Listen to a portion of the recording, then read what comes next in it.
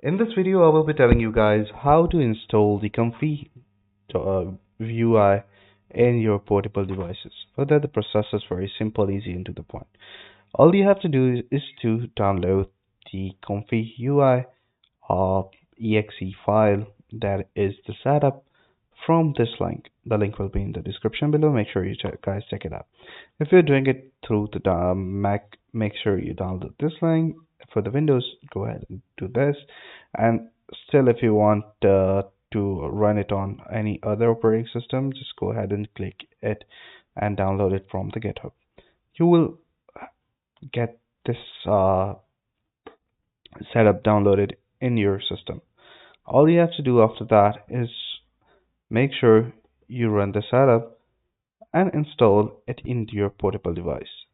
Once you install it on your portable device, you'll be able to carry it in your USB drive or your hard drive or your any portable device. You can plug it in any of your PC and then you can run it on a browser simply like that. I hope you find this video helpful. If you do, please consider subscribing to our channel. Take care. Bye bye.